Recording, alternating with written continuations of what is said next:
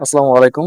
আমি আরিফুল ইসলাম আছি আপনাদের সাথে। আপনারা আমাকে অনেকবার অনেক একটি বিষয় জানতে চেয়েছেন। বিষয়টি হচ্ছে আসলে পুরান দলিল থেকে আসলে আপনারা কিভাবে যাচাই-বাছাই করবেন যে আসলে এই দলিলটি সঠিক কিনা?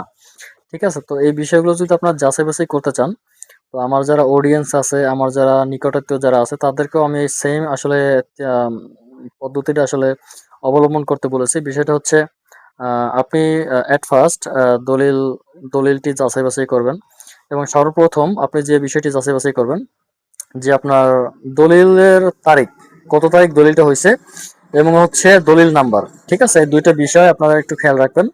এই ২ টা বিষয় খেয়াল করে আপনি ১ম এ আপনার যে ইউনিয়ন ভূমি অফিস আছে আপনি সেখানে তালাশি দিবেন। যে আসলে ওই দলিলটি ওখানে আছে কিনা। যদি ওখানে না পান তাহলে সেক্ষেত্রে আপনাকে যে আপনার বিভাগীয় যে কালেক্টর রুম আছে বা কালেক্টর অফিস আছে, আপনি ওখানে খোঁজখবর নিবেন যে আপনার দলিলটি ওখানে পাওয়া যাবে কিনা।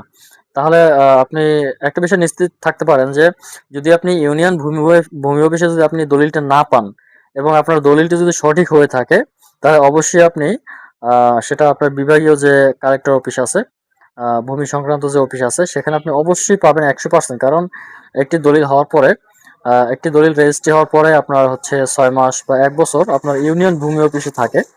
আ মেবি আরো একটু বেশি হবে। ২ আ অ্যা অ্যা আ ১ বছর বা ২ বছর এইরকম থাকে। এরপরে ওই যে নথিগুলো, ওই নথিগুলো হচ্ছে আপনার সরাসরি আপনার বিভাগীয় যে অফিস আছে সেখানে চলে যায়। তাহলে সেক্ষেত্রে আপনি আপনার যে বিভাগীয় যে ভূমি অফিস আছে, যে কালেক্টর অফিস আছে, আপনি সেখানে যোগাযোগ করে অবশ্যই আপনি এই দলিলের সঠিক তথ্য পাবেন আশা করি। এবং যদি আপনি সেখানে তথ্য না পান, তাহলে আপনি আপনার ওই অফিসের যে ঊর্ধ্বতন কর্মকর্তা আছে তার সাথে আলাপ আলোচনা করবেন যে আসলে এই দলিলটি সঠিক কিনা। যদি আপনার দলিল সঠিক হয় অবশ্যই আপনি বিভাগীয় যে কালেক্টর অফিস আছে আপনি সেখানে অবশ্যই ভূমি অফিস আছে সেখানে আপনি অবশ্যই এই দলিলটি পাবেন ইনশাল্লাহ আশা করি। ভিডিওটি ভালো লাগলে অবশ্যই পেজটি ফলো দিয়ে রাখবেন এবং চ্যানেলটি সাবস্ক্রাইব করে রাখবেন। ধন্যবাদ সবাইকে। আসসালামু আলাইকুম।